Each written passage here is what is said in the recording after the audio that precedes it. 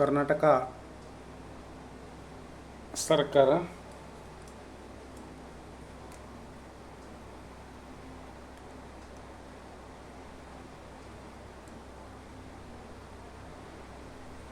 ಕರ್ನಾಟಕ ಪ್ರಾಧಿಕಾರ ಬೆಂಗಳೂರು ದಿನಾಂಕ 10/7/2026 ಒಂದು ಅಧಿಸೂಚನೆ ಸಂಖ್ಯೆ EDKEA ಆಗಿರ್ತಕ್ಕಂಥದ್ದು. ಅಧಿಸೂಚನೆ ಕರ್ನಾಟಕ ವಸತಿ ಶಿಕ್ಷಣ ಸಂಸ್ಥೆ ಸಂಘದ ಅಡಿಯಲ್ಲಿ ಬರುವ ವಸತಿ ಶಾಲೆಗಳು ಮೊರಾರ್ಜಿ ದೇಸಾಯಿ, ಕಿತ್ತೂರು ರಾಣಿ ಚೆನ್ನಮ್ಮ, ಅಟಲ್ ಬಿಹಾರಿ ವಾಜಪೇಯಿ, ಶ್ರೀಮತಿ ಇಂದಿರಾ ಗಾಂಧಿ, ಡಾಕ್ಟರ್ BR ಅಂಬೇಡ್ಕರ್ ವಸತಿ ಶಾಲೆಗಳು ಉಳಿಕೆ ಮೂಲ ವೃಂದದಲ್ಲಿ ಖಾಲಿ ಇರುವ ವಿವಿಧ ಗ್ರೂಪ್ C ವೃಂದದ ಶಿಕ್ಷಕರ ಹುದ್ದೆಗಳಿಗೆ ನೇರ ನೇಮಕಾತಿ ಮಾಡುವ ಸಂಬಂಧ ಕರ್ನಾಟಕ ಪರೀಕ್ಷಾ ಪ್ರಾಧಿಕಾರದಿಂದ ಆನ್ಲೈನ್ ಮೂಲಕ ಅರ್ಜಿಗಳನ್ನು ಆಹ್ವಾನಿಸಿದ್ದು, ಅರ್ಹ ಅಭ್ಯರ್ಥಿಗಳು ಸದರಿ ಹುದ್ದೆಗಳಿಗೆ ನೇಮಕಾತಿಗೆ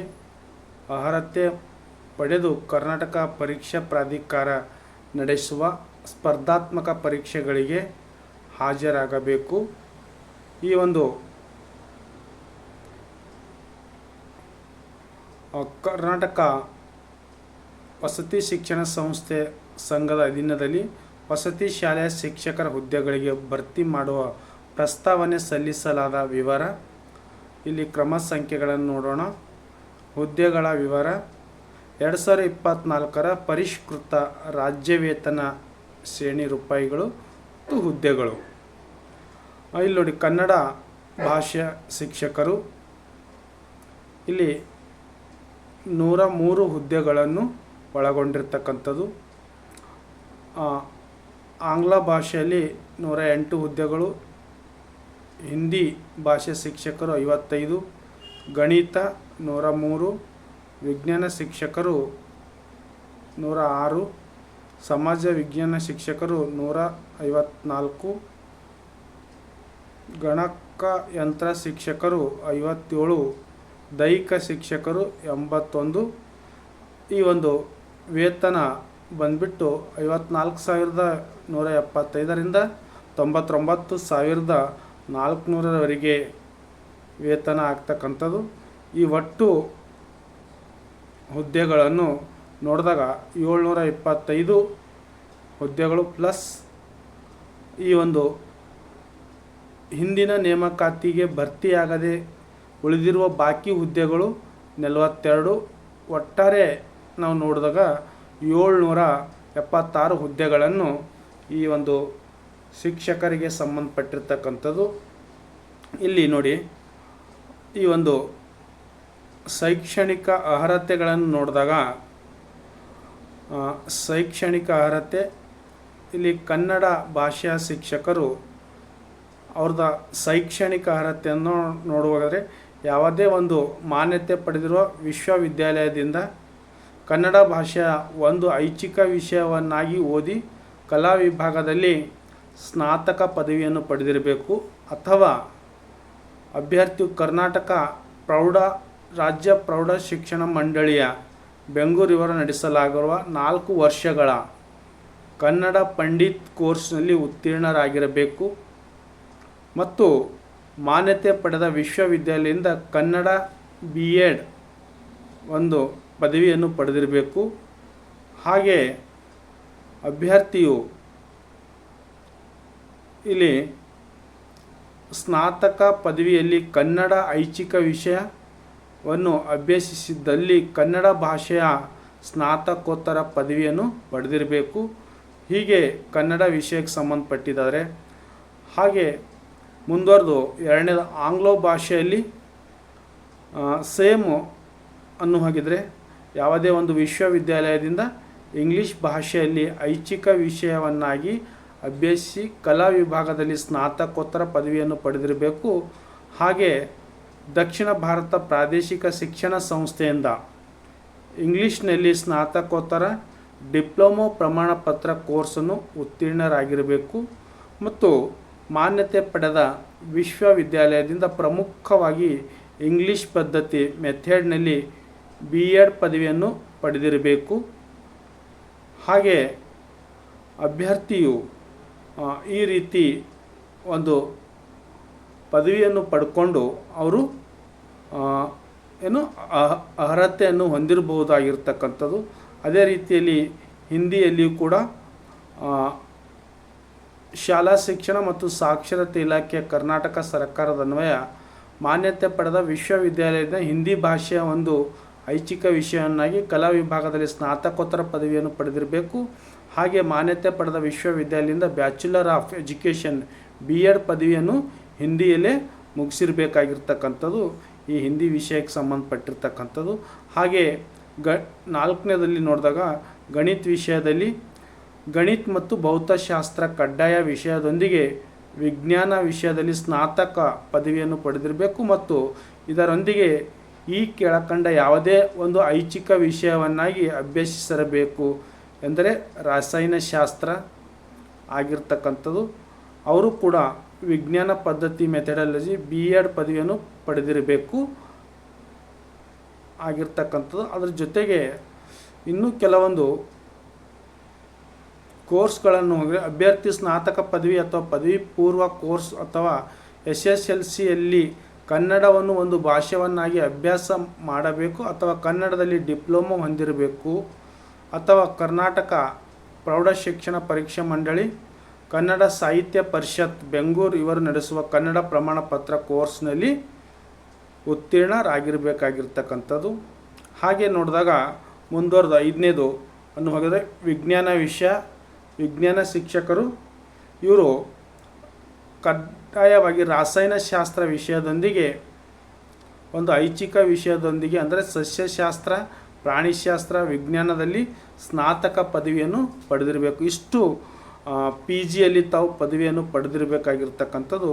ಹಾಗೆ ಮಾನ್ಯತೆ ಪಡೆದ ವಿಶ್ವವಿದ್ಯಾಲಯದಿಂದ ವಿಜ್ಞಾನ ಪದವಿಯಲ್ಲಿ B.Ed ಅನ್ನು ಮುಗಿಸಿರಬೇಕಾಗಿರ್ತಕ್ಕಂಥದ್ದು ಆ ವಿಜ್ಞಾನಕ್ಕೆ ಸಂಬಂಧಪಟ್ಟಿರ್ತಕ್ಕಂಥದ್ದು. ಹಾಗೆ ಸಮಾಜ ವಿಜ್ಞಾನ ಶಿಕ್ಷಕರು ಅವರು ಕೂಡ ಏನಾಗಿರಬೇಕು ಅಂತಂದರೆ ಐಚ್ಛಿಕ ವಿಷಯ ಕಲಾ ವಿಭಾಗದಲ್ಲಿ ಸ್ನಾತಕ ಪದವಿಯನ್ನು ಪಡೆದಿರಬೇಕು. ಎಂದರೆ ಇತಿಹಾಸ ಆಗಿರ್ಬೋದು, ಅರ್ಥಶಾಸ್ತ್ರ, ರಾಜ್ಯಶಾಸ್ತ್ರ, ಸಮಾಜಶಾಸ್ತ್ರ ಮತ್ತು ಭೂಗೋಳಶಾಸ್ತ್ರ.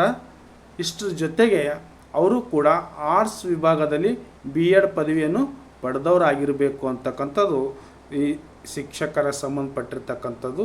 ಅದೇ ರೀತಿ 7ನೇ ಗಣಕಯಂತ್ರ ಶಿಕ್ಷಕರು ಇಲ್ಲಿ ಈ ಕೆಳಗಂಟ ಇಂಜಿನಿಯರಿಂಗ್ ವಿಷಯದಲ್ಲಿ ಸ್ನಾತಕ ಪದವಿಯನ್ನು ಪಡೆದಿರಬೇಕು. ಎಂದರೆ ಗಣಕ ವಿಜ್ಞಾನ, ಮಾಹಿತಿ ವಿಜ್ಞಾನ ಅಥವಾ bachelor of computer application BCA, ಗಣಕ ವಿಜ್ಞಾನದೊಂದಿಗೆ BSc ಅಥವಾ ಅದಕ್ಕೆ ತತ್ಸಮವಾದ ವಿದ್ಯಾರ್ಹತೆಯನ್ನು ಹೊಂದಿರಬೇಕಾಗಿರ್ತಕ್ಕಂಥದ್ದು ತಾವುಗಳನ್ನು ಈ ರೀತಿ. ಅದ್ರ ಜೊತೆಗೆ ಲಾಸ್ಟ್ ಶೈಕ್ಷಣಿಕ ಶಿಕ್ಷಕರು ಅಥವಾ ದೈಹಿಕ ಶಿಕ್ಷಕರು ಅಂತ ಕರಿತೇವೆ. ಇವರು ಕೂಡ ವಿಶ್ವವಿದ್ಯಾಲಯದಿಂದ ಸ್ನಾತಕ ಪದವಿಯನ್ನು ಪಡೆದಿರಬೇಕು. ಹಾಗೆ ಮಾನ್ಯತೆ ಪಡೆದಿರುವ ವಿಶ್ವವಿದ್ಯಾಲಯ ದೈಹಿಕ ಶಿಕ್ಷಣ ಸ್ನಾತಕ ಪದವಿ B.Ed ಅನ್ನು ಹೊಂದಿರಬೇಕಾಗಿರ್ತಕ್ಕಂಥದ್ದು ತಾವು ವಿದ್ಯಾರ್ಥಿಗಳು ಗಮನಿಸಬೇಕಾಗಿರ್ತಕ್ಕಂಥದ್ದು. ಅದ್ರ ಜೊತೆಗೆ ಈ ಹೆಚ್ಚುವರಿ ಅರ್ಹತೆಗಳನ್ನು ಕೂಡ ಕೊಟ್ಟಿರ್ತಕ್ಕಂಥದ್ದು. ಇಲ್ಲಿ ತಮಗೆ ವಯೋಮಿತಿ ಬಹಳ ಇಂಪಾರ್ಟೆಂಟ್ ಆಗಿರ್ತಕ್ಕಂಥದ್ದು. 2ನೇ ಅಂಶ ಅಂತಂತಂದ್ರೆ ವಯೋಮಿತಿ. ಇಲ್ಲಿ ನೋಡಿ, ಯಾವ ವರ್ಗದವರಿಗೆ ನೇರ ನೇಮಕಾತಿ ಅಭ್ಯರ್ಥಿಗಳಿಗೆ ಗರಿಷ್ಠ ಮಿತಿ ವಯೋಮಿತಿ ಕನ್ನಡ ಭಾಷೆ, ಆಂಗ್ಲ ಭಾಷೆ, ಉರ್ದು ಭಾಷೆ, ಗಣಿತ ವಿಜ್ಞಾನ ಮತ್ತು ಸಮಾಜ ವಿಜ್ಞಾನ ಶಿಕ್ಷಕರ ಹುದ್ದೆಗಳಿಗೆ ಈ ರೀತಿಯಾಗಿ ಅವರು ಏನಾಗಿರಬೇಕಂತಂದರೆ ಅರ್ಹತೆಯನ್ನು ಹೊಂದಿರಬೇಕಾಗಿರ್ತಕ್ಕಂಥದ್ದು. ವಯಸ್ಸಿನ ಮಿತಿ ಸಾಮಾನ್ಯ ಅರ್ಹತೆ ಅಭ್ಯರ್ಥಿಗಳಿಗೆ 45 ವರ್ಷ, ಪ್ರವರ್ಗ BA 2B 3A ಮತ್ತು 3B ಅಭ್ಯರ್ಥಿಗಳಿಗೆ 48 ವರ್ಷ, ಪರಿಶಿಷ್ಟ ಜಾತಿ ಮತ್ತು ಪರಿಶಿಷ್ಟ ಪಂಗಡದ ಪ್ರವರ್ಗ 1 ಅಭ್ಯರ್ಥಿಗಳಿಗೆ 50 ವರ್ಷ ಈ ವಯೋಮಿತಿಯನ್ನು ಇರ್ತಕ್ಕಂಥದ್ದು. ಹಾಗೆ ಮುಂದುವರೆದಿದ್ದಾದರೆ ಅವರು ಈ ಒಂದು ವಿಶೇಷ ಅಂತಂದರೆ ಈ ಫಿಸಿಕಲ್ ಹ್ಯಾಂಡಿಕ್ಯಾಪ್ಟ್ ಆಗಿರ್ಬೋದು, ಇತರೆ ಮಾಜಿ ಸೈನಿಕರಾಗಿರ್ಬೋದು, ಅವರಿಗೆ ಏನು ಯಾವ ರೀತಿ ಇದೆ ಅನ್ನೋ ಹೋದರೆ ನೋಡಿ, ಕರ್ನಾಟಕ ಕರ್ನಾಟಕ ರಾಜ್ಯ ಸರ್ಕಾರದಲ್ಲಿ ಅಥವಾ ಸ್ಥಳೀಯ ಪ್ರಾಧಿಕಾರದಲ್ಲಿ ಅಥವಾ ರಾಜ್ಯ ಅಧಿನೇ ಅಥವಾ ಕೇಂದ್ರ ಅಧಿನೇಯದ ಮೂಲಕ ಸ್ಥಾಪನೆಯಾದ ರಾಜ್ಯ ಅಧಿನಿಯಮ ಅಥವಾ ಕೇಂದ್ರ ಅಧಿನಿಯಮದ ಮೂಲಕ ಸ್ಥಾಪನೆಗೊಂಡ ರಾಜ್ಯ ಸರ್ಕಾರ ಸ್ವಾಮ್ಯ ಅಂತಂದರೆ ಸ್ವತಃ ನಿಯಂತ್ರಣದಲ್ಲಿರುವ ನಿಗಮಗಳ ಹುದ್ದೆಗಳಿಗೆ ಹೊಂದಿರುವ ಅಥವಾ ಹಿಂದೆ ಹೊಂದಿದ ಅಭ್ಯರ್ಥಿಯು ಆ ಸೇವೆ ಸಲ್ಲಿಸಿದವರಿಗೆ 10 ವರ್ಷದ ಅವಧಿಯಲ್ಲಿ ಅವರಿಗೆ ಯಾವುದೇ ಕಡಿಮೆಯು ಅಷ್ಟು ವರ್ಗಗಳು ಮಾಜಿ ಸೈನಿಕರು, ನ್ಯಾಷನಲ್ ಕೋಡ್ ಕ್ರಾಫ್ಟ್ಸ್ ಅವರಿಗೆ ಹಾಗೆ ಇವೆಲ್ಲ ಕೂಡ ಇವುಗಳನ್ನು ಹೊಂದಿರತಕ್ಕಂಥ ಹಾಗೆ ಮೂರನೇದು ಅರ್ಜಿ ಸಲ್ಲಿಸುವ ವಿಧಾನ ಅಂತಂದರೆ ಈ ಒಂದು ವೆಬ್ಸೈಟ್ ಮುಖಾಂತರ ನಲ್ಲಿ ಲಿಂಕನ್ನು ಆಯ್ಕೆ ಮಾಡಿಕೊಂಡು ಆನ್ಲೈನ್ ಮುಖಾಂತರ ಅರ್ಜಿ ಭರ್ತಿ ಮಾಡಬೇಕು. ಒಮ್ಮೆ ಸಲ್ಲಿಸಿದ ಅರ್ಜಿ ಯಾವುದೇ ಮಾಹಿತಿ ಯಾವುದೇ ಹಂತದಲ್ಲಿ ಬದಲಾವಣೆ ತಿದ್ದುಪಡಿಗೆ ಅವಕಾಶ ಇರುವುದಿಲ್ಲ ಅಂತ ಹೇಳಿರ್ತಕ್ಕಂಥದ್ದು ಇಲ್ಲಿ ತಾವುಗಳನ್ನು ಎಚ್ಚರಿಕೆಯಿಂದ ಹೋದರೆ ಆನ್ಲೈನ್ ಅರ್ಜಿ ಸಲ್ಲಿಸುವ ವೇಳಾಪಟ್ಟಿ ಅರ್ಜಿ ಸಲ್ಲಿಸಲು ಪ್ರಾರಂಭಿಸುವ ದಿನಾಂಕ 15/7/2026. ಆನ್ಲೈನ್ ಮುಖಾಂತರ ಅರ್ಜಿ ಸಲ್ಲಿಸಲು ಕೊನೆಯ ದಿನಾಂಕ 13/8/2026. ಶುಲ್ಕವನ್ನು ಪಾವತಿ ಮಾಡಲು ಕೊನೆಯ ದಿನಾಂಕ 14/8/2026 ತಾವುಗಳನ್ನು ಈ ರೀತಿ ಅರ್ಜಿಯನ್ನು ಸಲ್ಲಿಸಬೇಕಾಗಿರ್ತಕ್ಕಂಥದ್ದು. ಹಾಗೆ 5ನೇದು ಖಾಯಂ ಪೂರ್ತಿ ಅವಧಿ ಮತ್ತು ವೇತನ ಶ್ರೇಣಿಗಳನ್ನು ಕೊಟ್ಟಿದ್ದಾರೆ. ಖಾಯಂ ಪೂರ್ತಿ ಅವಧಿ ನೇರ ನೇಮಕಾತಿ ಮೂಲಕ ಆಯ್ಕೆಗೊಂಡ ಅಭ್ಯರ್ಥಿಗಳು 2 ವರ್ಷಗಳು ಖಾಯಂ ಪೂರ್ವ ಅವಧಿಯಲ್ಲಿರುತ್ತಾರೆ. ಇವರಿಗೆ ವೇತನ ಶ್ರೇಣಿ ಬಂದುಬಿಟ್ಟು ಈ 2024ರ ಪರಿಷ್ಕೃತ ರಾಜ್ಯ ವೇತನ ಶ್ರೇಣಿ ಅನ್ವಯ ಈ ರೀತಿ 54,175 ರೂಪಾಯಿಂದ ಸ್ಟಾರ್ಟಾಗಿ ಇಲ್ಲಿ 99,400ವರೆಗೂ ಇದ್ರ ಮಧ್ಯದಲ್ಲಿ ವೇತನ ಇರ್ತಕ್ಕಂಥದ್ದು. ಅದ್ರ ಜೊತೆಗೆ 6ನೇ ನೋಡಿದ್ರೆ ಪಿಂಚಣಿ ಇರ್ತದೆ, KGID ಇರ್ತದೆ, PF ಯೋಜನೆ ಸೌಲಭ್ಯಗಳು ಇವೆಲ್ಲನೂ ಕೂಡ ಈ ಸೌಲಭ್ಯಗಳನ್ನು ಆಯ್ಕೆ ಆಗಿರ್ತಕ್ಕಂಥವ್ರಿಗೆ ಇರ್ತಕ್ಕಂಥದ್ದು. ಹಾಗೆ ನೋಡಿದಾಗ ಮುಂದುವರೆದು ಬಹಳ ಇಂಪಾರ್ಟೆಂಟನ್ನು ಹೋಗಿದರೆ 7ನೇದು ಶುಲ್ಕ. ಆನ್ಲೈನ್ ಮೂಲಕ ಮಾತ್ರ ಶುಲ್ಕ ಪಾವತಿಸಬೇಕಾಗುತ್ತದೆ. ಇಲ್ಲಿ ನೋಡಿ, ಸಾಮಾನ್ಯ ಅರ್ಹತೆ ಮತ್ತು ಇತರೆ ಹಿಂದುಳಿದ ಪ್ರವರ್ಗ 2A 2B 3A 3B ಅವರಿಗೆ ಶುಲ್ಕ 750 ರೂಪಾಯಿ. 50 ಅರ್ಜಿ ಶುಲ್ಕ, 250 ಪ್ರಕ್ರಿಯೆ ಶುಲ್ಕ ಆಗಿರುತ್ತದೆ. ಹಾಗೆ ಪರಿಶಿಷ್ಟ ಜಾತಿ ಪರಿಶಿಷ್ಟ ಪಂಗಡ ಪ್ರವರ್ಗ ಮಾಜಿ ಸೈನಿಕ ಮತ್ತು ತೃತೀಯ ಲಿಂಗದ ಅಭ್ಯರ್ಥಿಗಳಿಗೆ ರೂಪಾಯಿ 500 ಆಗಿರುತ್ತದೆ. 250 ಅರ್ಜಿ ಶುಲ್ಕ ಆಗಿರುತ್ತದೆ. ಅಲ್ಲಿ ಪ್ರಕ್ರಿಯೆ ಆಗಿರ್ತಕ್ಕಂಥದ್ದು ಆಗಿದೆ. ಒಟ್ಟಾರೆ 500 ರೂಪಾಯಿಯನ್ನು ಇವರಿಗೆ ಆಗಿದ್ದಾರೆ. 750 ರೂಪಾಯಿಯನ್ನು ಸಾಮಾನ್ಯ ಅಭ್ಯರ್ಥಿಗಳಾಗಿರ್ತದೆ. ವಿಶೇಷ ಚೇತನ ಅಂದರೆ ಅಂಗವಿಕಲತೆ ಹೊಂದೋರಿಗೆ 250 ರೂಪಾಯಿ ಆಗಿರ್ತದೆ.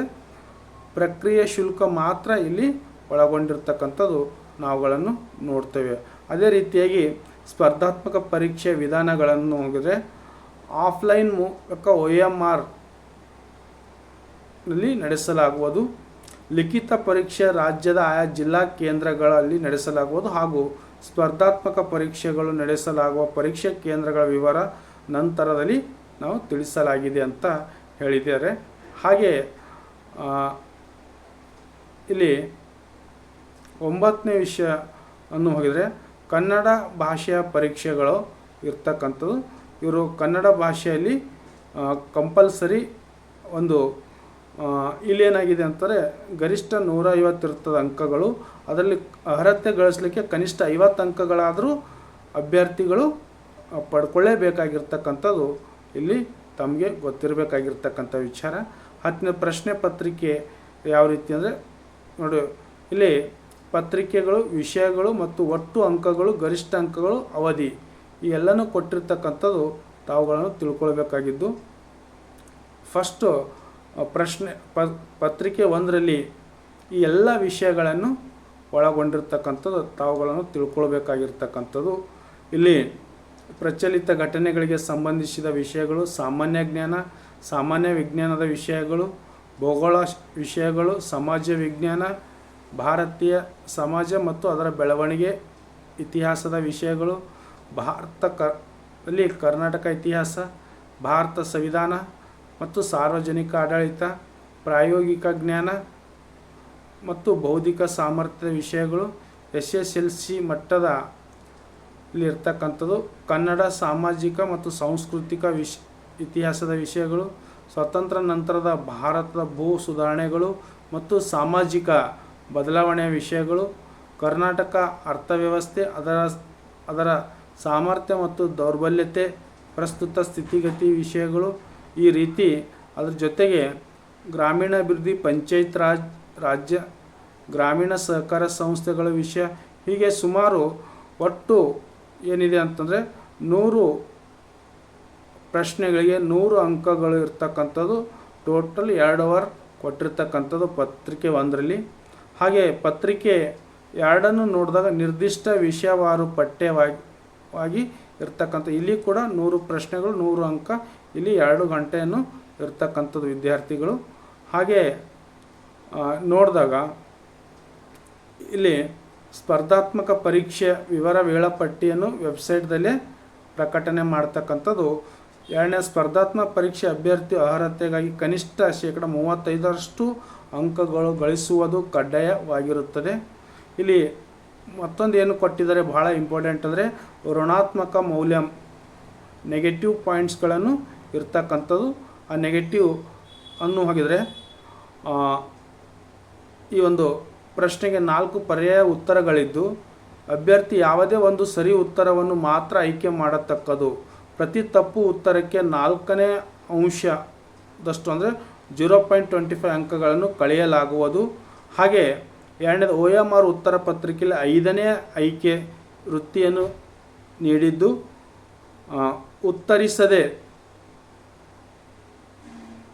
ಉತ್ತರಿಸದೇ ಇರುವ ಪ್ರಶ್ನೆಗಳಿಗೆ 5ನೇ ಆವೃತ್ತಿಯನ್ನು ಶೇಡ್ ಮಾಡಲು ಕೊನೆಯ ಬೆಲ್ ಆದ ನಂತರ ಹೆಚ್ಚುವರಿಯಾಗಿ 5 ನಿಮಿಷಗಳು ನೀಡಲಾಗುವುದು.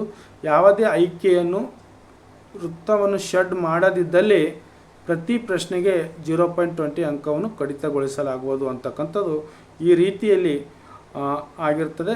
ಅರ್ಹತೆ ಷರತ್ತುಗಳಂದರೆ ಅವರು ಭಾರತೀಯ ನಾಗರಿಕನಾಗಿರಬೇಕು, ಈ ಎಲ್ಲ ಷರತ್ತುಗಳನ್ನು ಒಳಗೊಂಡಿದೆ ಅಂತಕ್ಕಂಥದ್ದು. ಅದೇ ರೀತಿ ಅವರು 13ನೇದು ಅನ್ನುವ ಜಾತಿ ಮೀಸಲಾತಿ ಪ್ರಮಾಣ ಪತ್ರಗಳನ್ನು ಕಡ್ಡಾಯವಾಗಿ ಆ ಅಭ್ಯರ್ಥಿಗಳು ತಗೊಳ್ಬೇಕಾಗಿರ್ತಕ್ಕಂಥದ್ದು. ಹಾಗೆ ಮುಂದುವರೆದು ಇವೆಲ್ಲ ಕೂಡ ತಾವುಗಳನ್ನು ಮಾಡಿದ್ದೇ ಆದರೆ ತಾವು ಅರ್ಜಿಯನ್ನು ಹಾಕಲಿಕ್ಕೆ ಅರ್ಹರಾಗಿರಿ ಅಂತಕ್ಕಂಥದ್ದು ಹೇಳು. ಈ ವಿಡಿಯೋ ತಮಗೆ ಇಷ್ಟವಾಗಿದ್ದಾದರೆ ಲೈಕ್ ಮಾಡಿ, ಶೇರ್ ಮಾಡಿ, ಸಬ್ಸ್ಕ್ರೈಬ್ ಮಾಡಿ ಅಂತ ಹೇಳ್ತಾ ಇವತ್ತಿನ ಈ ಒಂದು ಮಹತ್ವ ಅಧಿಸೂಚನೆಯನ್ನು ತಮಗೆ ತಿಳಿದಿದೆ ಅಂತ ನಾನು ಭಾವಿಸ್ತಾ ಇದ್ದೇನೆ. ಒಂದು ವೇಳೆ ಏನಾದರೂ ಇದರಲ್ಲಿ ಹೆಚ್ಚು ಕಡಿಮೆ ತಪ್ಪುಗಳನ್ನಾಗಿದ್ದರೆ ಅವುಗಳಿಗೆ ಕಮೆಂಟ್ಸ್ ಮಾಡಿ ಮತ್ತೆ ಸರಿಪಡಿಸೋಣ ಅಂತ ಹೇಳ್ತಾ ಇವತ್ತಿನ ತರಗತಿ ಇಲ್ಲಿಗೆ ಮುಗಿಸ್ತಾ ಇದ್ದೇನೆ.